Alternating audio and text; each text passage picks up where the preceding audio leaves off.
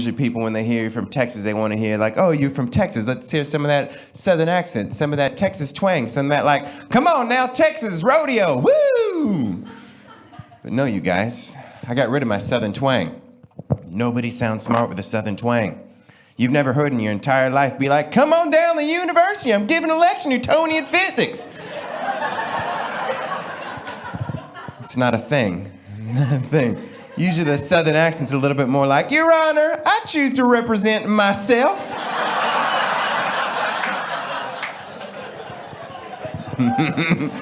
Say, hey man, we should hang out sometime. I'll drive my house over. Say, now y'all know me, I'm not a racist, but it's what you usually hear. But I've been here in Australia with you guys for a while. Got to see my first game of cricket ever. Oh, good sport, great sport, fun sport. If you like to take naps. Found out why 5 days of cricket's called a test.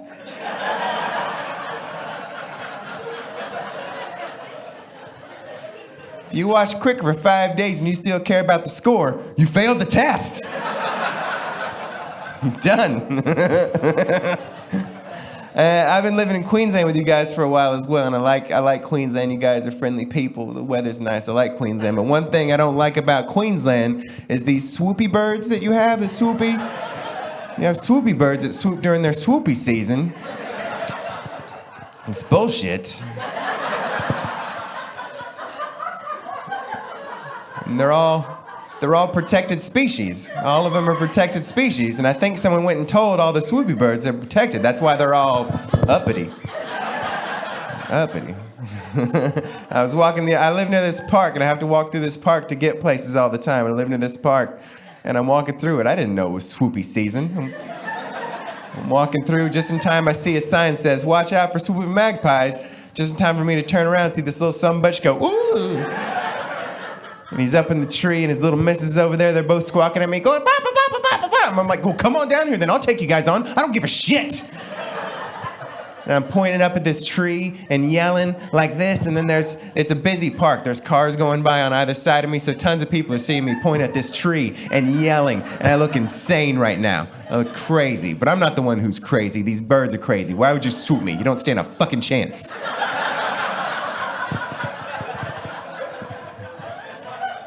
Here's the thing. The next day, I didn't want to get swooped. I didn't want to get swooped the next day. So when I went through the park, I found a stick. I took it with me through the park, and I swung it around my head like this. No swooping. No swooping at all. But now I'm a grown man walking down the street with a stick. And that's so much worse. No one sees a grown man with a stick and is like, excuse me, sir. Why are you carrying around a big stick? I say, oh, well, there were these magpies. I did this thing, and they left me alone. They say, oh, a magpie stick? That makes perfect sense. Not a thing that happens. People see a grown man with a stick, they go, oh, that's a pokey, wacky rape stick. Like, that's what that stick is for. Only for bad stuff. And I was walking to the shops. I needed to go all the way to the shops. I needed to get some groceries. I got to the shops. I had a good stick. I didn't want to lose my stick. I hid my stick. I hid it when I got to the shops. I go back inside, I get my groceries, I came back out, and I picked up the stick. I saved a stick. That's insanity. That's what crazy people do. The first time I ever got swooped by birds, it was a different kind of bird. It was a butcher bird, different kind of swoopy bird. And I was living in New Farm at the time. New Farm, it's very fancy. 4006, what's up? And I was living in New Farm, and there were these two butcher birds, the male and the female. They swooped everybody all the time. And when I was in my house watching it out the window, it was great. Just got to be like, ha ha, swooped by birds, didn't even know they were there, you dumb son of a bitch.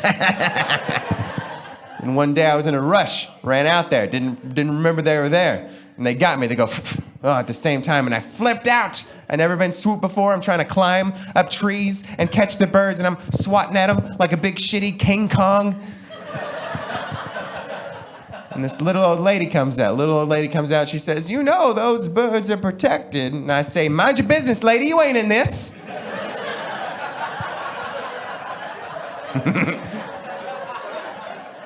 I couldn't catch these birds. I couldn't catch them. I can't fly. I don't know if you guys knew that about me. I can't fly. So instead, I said, you know what I'm going to do? I'm going to find this tree that you're protecting. I'm going to go up the tree. I'm going to find the nest. I'm going to take the nest out of the tree. I'm going to go back inside my house. I'm going to take the eggs out of the nest. I'm going to crack them into a frying pan. 1, 2, 3. I'm going to put the eggs on a plate. I'm going to come back outside. I'm going to get a fork. I'm going to eat your children in front of you. Oh, they started it. They started it. And the worst of all the swoopy birds is the plovers. Oh, plovers with the claws in their wings, and they scratch you as they go by, and then they lay their eggs in the ground where anybody can stomp on them. Terrible business model. That's a terrible business model. Terrible business model. All these swoopy birds, fuck them. Let them die. Let them die. These are all birds that we protect. We protect all these shitty birds. But nobody protects a fun bird. Like, nobody protects a pigeon. A pigeon's just out there like, I'm great, I poop sometimes. There's one. Like, nobody protects a pigeon. And my favorite of all Australian birds, is the ibis. Oh, you're groaning, but you're wrong. Wrong. I love an ibis. An ibis is like a flamingo that's short and homeless. The best. The best. If you don't love an ibis, right now, tomorrow, you go down to a park and you watch backpackers set up picnics. You watch them set up picnics. They go out and they're like, okay, we have a picnic. We have some brie. We have some Wiener Schnitzel and, I don't know, European shit. European shit. And they go over like, okay, we play the soccer now. And while they're gone, the ibises just come and ruin the picnic. They ruin the whole picnic. And then when they come back, they're like, oh no, what just happened to our picnic? And whatever, foreigners, fuck them.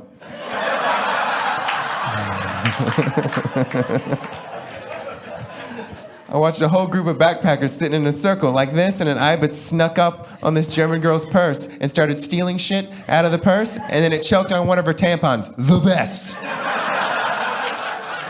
The best. And I love to chase an ibis around. They have a big body, so they don't like to fly unless they have to. So you can chase them, and they won't fly away. And I used to raise birds. So I know that you can take an ibis. You take its legs, you fold it up underneath its body like this, then you grab its beak like that, and then boom, that's your ibis. It's your ibis. You own it now. It's your ibis. My friends are always like, yeah, but what are you going to do when you catch an ibis? I'm like, I don't know. But as soon as I figure it out, I'm ready. When I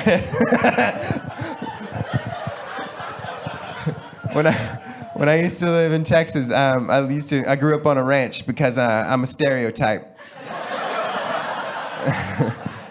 And I lived on this ranch, and we used to raise emus. Emus, the big dinosaur-looking birds, like you have here in Australia. And I don't know where they keep the wild emus, but I'm guessing somewhere in the middle of Australia. I don't know the geography, but somewhere in the middle. And I want to tell you guys, emu, it's the second coolest of the Australian national animals, after the kangaroo, second coolest. How good is that Australia got 2 national animals? Most places get 1. I like that, way back in 18-something or other. I don't know the history either. A bunch of Australian dudes sitting around and be like, we need to come up with a national animal for Australia. How about a kangaroo? Johnson, that's perfect. Take the rest of the day off. Go waltz your Matilda or something. Like, I feel like that's not enough. I feel like we need more than one national animal. We already got a mammal. Let's do something else. Let's do a bird or something. Be like, how about a magpie? Get out. Get out of my office. Out of here. Like, how about a cassowary? I feel like that's closer. I feel like that's almost what we want. Let's make it an emu. Perfect. Let's go ahead and slap that on a coat of arms. Australia. Let's all take the rest of the day off. Go waltz our Matildas and sock down tennies. Vegemite. I don't know. Australian shit. Let's go down to the Dinkum Fair. I don't know. One of those. I'll also tell you guys that the emu, it's the second most delicious of the Australian national animals. Again, after the kangaroo. That's right, I've eaten both the national animals. How good is that? How laid back of a country is Australia? It's just like, we need 2 national animals. Yeah, but can you eat them? Fuck yes. You can totally eat them. I love that. If you went to America right now, you tried to eat a bald eagle, people would flip their shit. Could not handle it. I just want to move to the country that's so laid back that their national animal is just a chicken and it's already roasted. Like that's where I'll retire. I told this joke once. There was a Canadian lady out in the audience. She yells out, "You can't eat the national animal of Canada either." I say, "Well, what's the national animal of Canada?" She says, "It's a beaver."